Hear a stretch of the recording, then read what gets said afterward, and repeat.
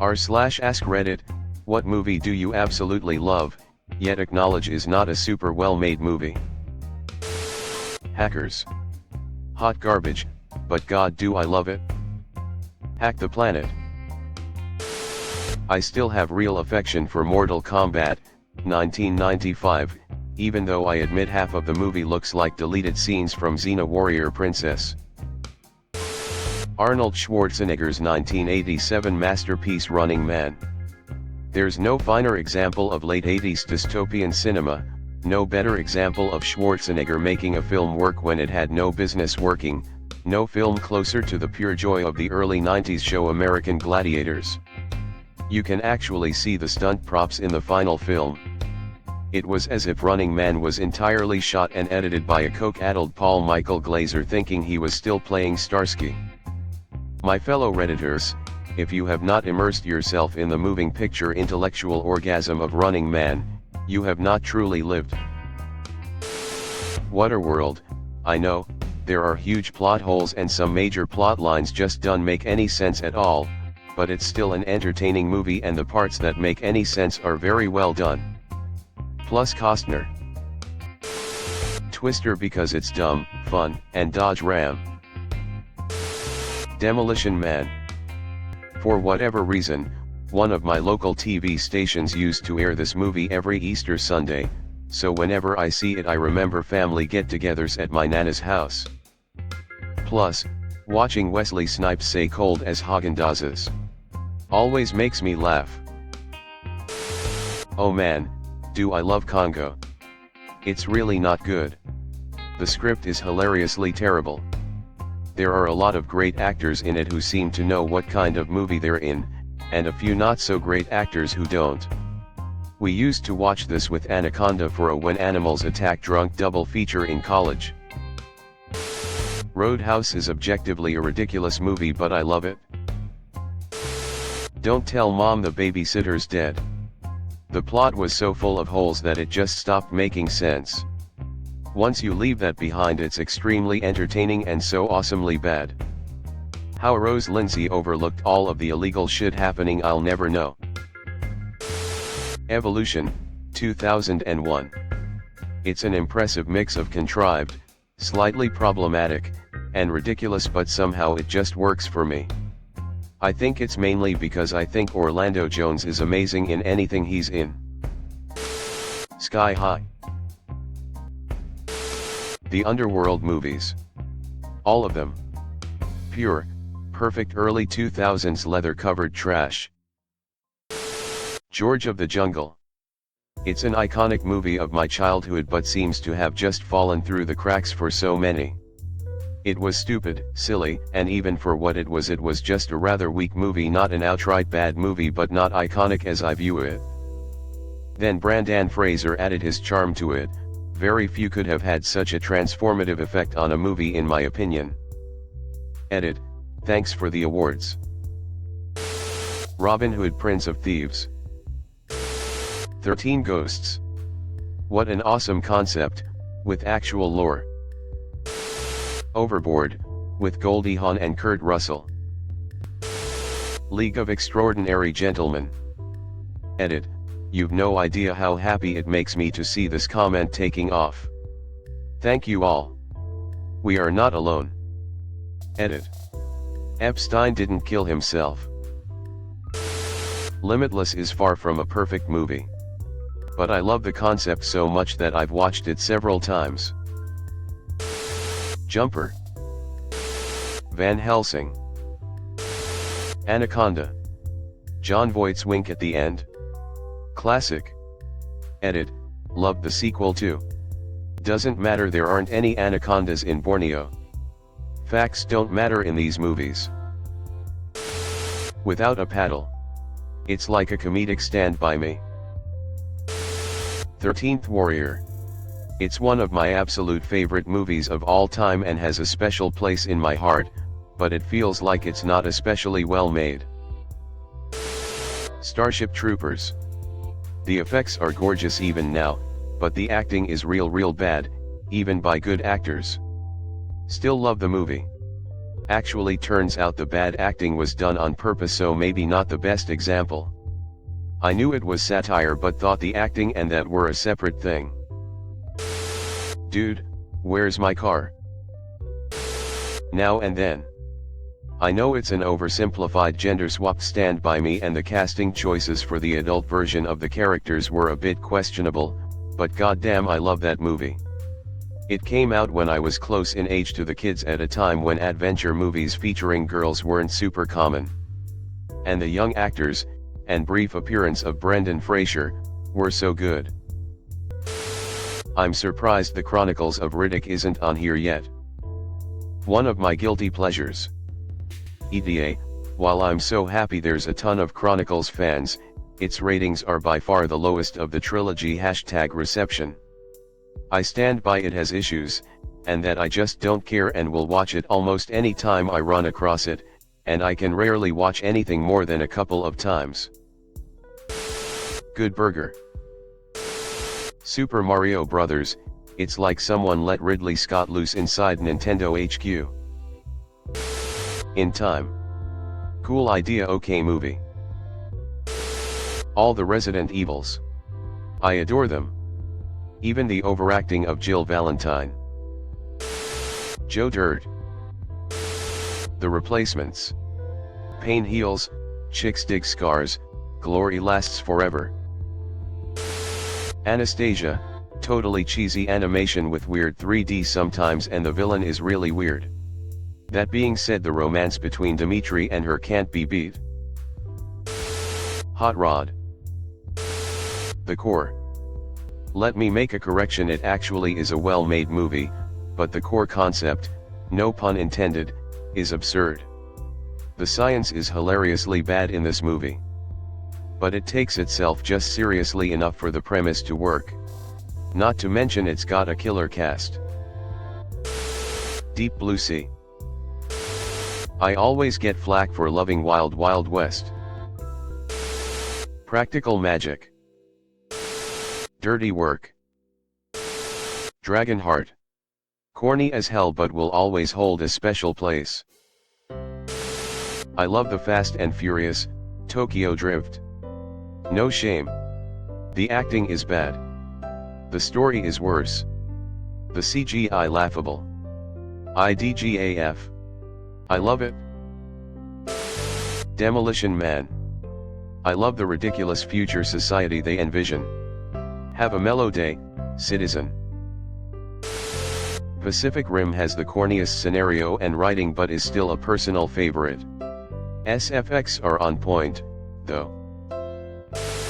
David Lynch's Dune. I often say it's my favorite movie, though it's competing against Apocalypse Now these days. Its plot is extremely confusing initially, and it's saddled with some cheesy acting and outdated special effects. At the same time, it's extremely surreal, eminently quotable, and has some fantastic design and cinematography. Until Villeneuve's movie came out, it was also pretty unique in terms of themes and setting. Anyone remember Mystery Man? Edit, thanks for the upvotes y'all. Pokemon, the first movie. It's pretty bad without the nostalgia goggles, let's face it, but I love it all the same. Edit, typo. Oh, highly recommend watching the Japanese sub, it's more morally gray. Also, there's an entire starting sequence cut out of the English version where, spoilers, the scientist who created Mewtwo's daughter died in a car accident and he wanted to clone her and made Mewtwo so he could get funding. He gets so obsessed that his wife divorces him. Telepathically, Mewtwo befriends the clone of his daughter and 3 starter Pokemon. The experiment fails and the girl and 3 clones die while Mewtwo just has to face it. Then they wipe his memory, which contributes to his hostility when he wakes up. Also, Mewtwo is less about world domination and more about proving that him and the clones are just as valuable as the real thing. Mew's kind of a massive dick. Kung Pao, Enter the Fist. I'm gonna say any of the Tremors movies after the second one. Starting with number 3, in my opinion they just got way too fake looking and it was just laughable. I still love 'em all, with the exception of The Legend Begins. Not a fan of that one. Queen of the Damned. Is it a shit movie? Absolutely. Does the music slap? Yes, it's a guilty pleasure movie for me. I, Robot with Will Smith. Not super popular, but I really love it. If you put yourself in the right mindset, I feel that it captures the feel of a futuristic dystopia really well. Edit, I haven't read the book, which may be part of the reason I like it so much. Mars Attacks. Jason X is easily my favorite Friday the 13th movie, and it's so bad. Eurotrip, Slackers, Orgasmo, Basketball. Okay, look. I saw Mamma Mia in the cinema, on a day of massive emotional relief in my life. The entire movie I was processing my own liberation from a massively toxic childhood. In addition, I was like 15,